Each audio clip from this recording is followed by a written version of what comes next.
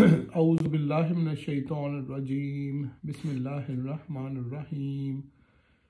تفہیم القرآن سورہ آل عمران۔ تعارف۔ نام۔ اس صورت میں ایک مقام پر آل عمران کا ذکر آیا ہے، اسی کو علامت کے طور پر اس کا نام قرار دے دیا گیا ہے۔ زمانہ نزول اور اجزائے مضمون۔ اس میں 4 تقریریں شامل ہیں۔ پہلی تقریر آغاز سورت سے چوتھے رکوع کی ابتدائی 2 آیتوں تک ہے اور وہ غالباً جنگ بدر کے بعد قریبی زمانے ہی میں نازل ہوئی ہے۔ دوسری تقریر آیت ان اللہ اصطفی آدم و نوحا و آل ابراہیم و آل عمران علی العالمین۔ اللہ نے آدم علیہ السلام اور نوح علیہ السلام اور آل ابراہیم علیہ السلام اور آل عمران کو تمام دنیا والوں پر ترجیح دے کر اپنی رسالت کے کام کے لیے منتخب کیا تھا سے شروع ہوتی ہے اور چھٹے رکوع کے اختتام پر ختم ہوتی ہے۔ یہ 9 ہجری میں وفد نجران کی آمد کے موقع پر نازل ہوئی۔ تیسری تقریر 7ویں رکوع کے آغاز سے لے کر 12ویں رکوع کے اختتام تک چلتی ہے اور اس کا زمانہ پہلی تقریر سے متصل ہی معلوم ہوتا ہے۔ چوتھی تقریر 13ویں رکوع سے ختم سورت تک جنگ احد کے بعد نازل ہوئی ہے۔ خطاب اور مباحث۔ ان مختلف تقریروں کو ملا کر جو چیز ایک مسلسل مضمون بناتی ہے وہ مقصد و مدعا اور مرکزی مضمون کی یکسانی ہے۔ سورت کا خطاب خصوصیت کے ساتھ 2 گروہوں کی طرف ہے، ایک اہل کتاب یعنی یہود و نصارہ، دوسرے وہ لوگ جو محمد صلی اللہ علیہ وآلہ وسلم پر ایمان لائے تھے۔ پہلے گروہ کو اسی طرز پر مزید تبلیغ کی گئی ہے جس کا سلسلہ سورہ بقرہ میں شروع کیا گیا تھا۔ ان کی اعتقادی گمراہیوں اور اخلاقی خرابیوں پر تنبیہ کرتے ہوئے انہیں بتایا گیا ہے کہ یہ رسول اور یہ قرآن اسی دین کی طرف بلا رہا ہے جس کی دعوت شروع سے تمام انبیاء علیہ السلام دیتے چلے آئے ہیں، اور جو فطرت اللہ کے مطابق ایک ہی دین حق ہے۔ اس دین کے سیدھے رستے سے ہٹ کر جو راہیں تم نے اختیار کی ہیں وہ خود ان کتابوں کی روح سے بھی صحیح نہیں ہیں جن کو تم کتب آسمانی تسلیم کرتے ہو، لہٰذا اس صداقت کو قبول کرو جس کے صداقت ہونے سے تم خود بھی انکار نہیں کر سکتے۔ دوسرے گروہ کو جو اب بہترین امت ہونے کی حیثیت سے حق کا علم بردار اور دنیا کی اصلاح کا ذمہ دار بنایا جا چکا ہے، اسی سلسلے میں مزید ہدایات دی گئی ہیں جو سورہ بقرہ میں شروع ہوا تھا۔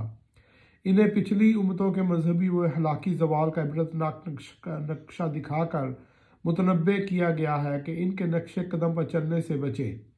انہیں بتایا گیا ہے کہ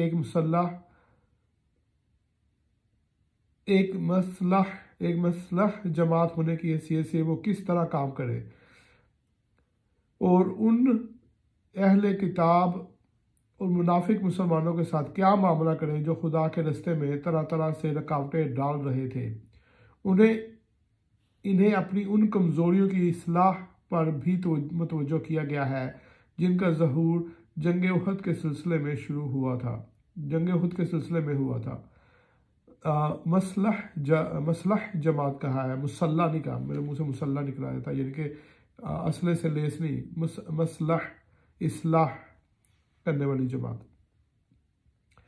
اس طرح یہ صورت نہ صرف آپ اپنے مختلف اجزاء میں مسلسل و مربوط ہے بلکہ سورہ بقرہ کے ساتھ بھی اس کا ایسا قریبی تعلق نظر آتا ہے کہ یہ بالکل اسی کا تمتمہ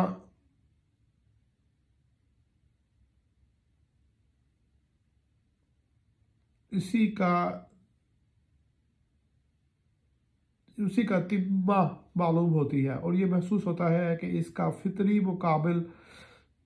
فطری مقام بقرہ سے متصل ہی ہے۔ شان نزول۔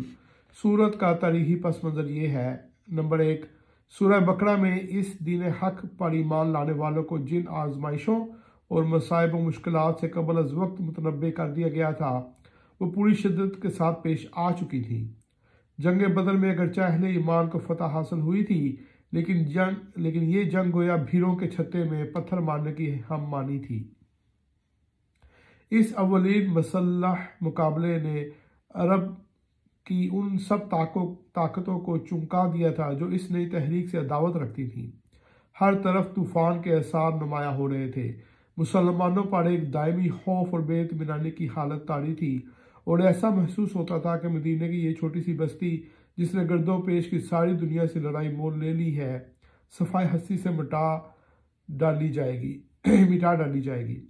ان حالات کا مدینہ کی معاشی حالت پر بھی نہایت برا اثر پڑ رہا تھا۔ اول تو ایک چھوٹے سے قصبے میں جس کی آبادی چند سو گھروں سے زیادہ نہ تھی، یک مہاجرین کی ایک بڑی تعداد کے آ جانے ہی سے معاشی توازن بگڑ چکا تھا۔ اس پر مزید مصیبت اس حالت جنگ کی وجہ سے نازل ہو گئی۔ نمبر 2، ہجرت کے بعد نبی صلی اللہ علیہ وسلم نے اطراف مدینہ کے یہودی قبائل کے ساتھ جو معاہدے کیے تھے، ان لوگوں نے ان معاہدات کا ذرہ برابر پاس نہ کیا۔ جنگ بدر کے موقع پر ان اہل کتاب کی ہمدردیاں توحید و نبوت اور کتاب و آخرت کے ماننے والے مسلمانوں کے بجائے بت پوجنے والے مشرکین کے ساتھ تھیں۔ بدر کے بعد یہ لوگ کھلم کھلا قریش اور دوسرے قبائل عرب کو مسلمانوں کے خلاف جوش دلا کر بدلہ لینے پر اکسانے لگے۔ خصوصاً بنی نصیر کے سردار کعب بن اشرف نے تو اس سلسلے میں اپنی مخالفانہ کوششوں کو اندھی عداوت بلکہ کمینے پن کی حد تک پہنچا دیا۔ اہل مدینہ کے ساتھ ان یہودیوں کے ہمسائیگی اور دوستی کے جو تعلقات صدیوں سے چلے آ رہے تھے، ان کا پاس و لحاظ بھی انہوں نے اٹھا دیا۔ آخرکار جب ان کی شرارتیں اور عہد شکنیاں حد برداشت سے گزر گئیں تو نبی صلی اللہ علیہ وسلم نے بدر کے چند مہینے بعد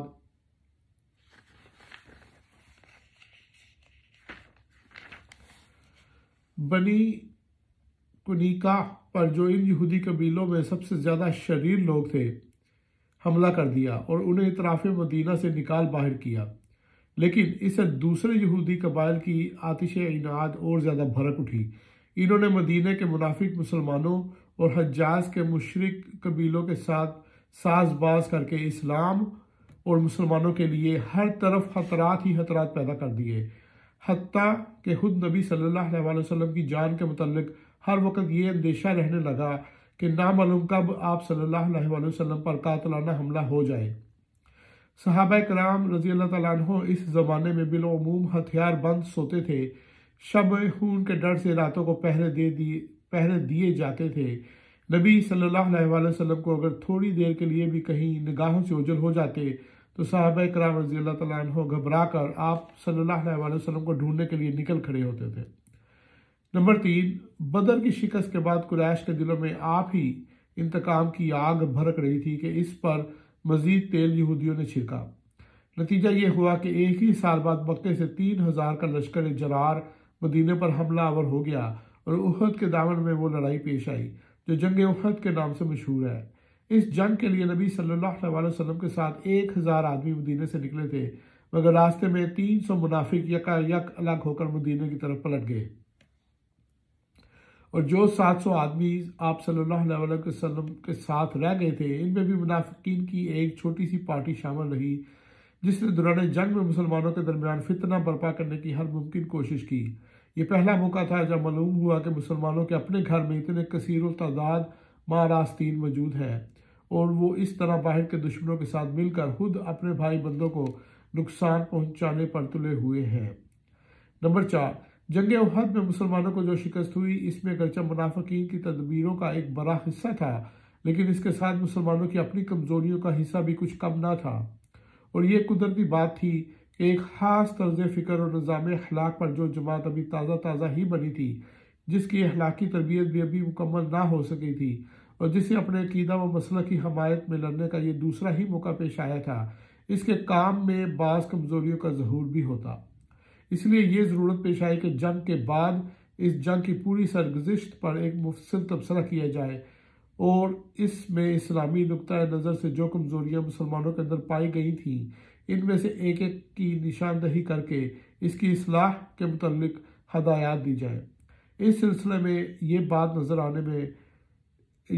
نظر میں رکھنے کے لائق ہے کہ اس جنگ پر قرآن کا تبصرہ ان تبصروں سے کتنا مختلف ہے جو دنوی جنرل اپنی لڑائیوں کے بعد کیا کرتے ہیں۔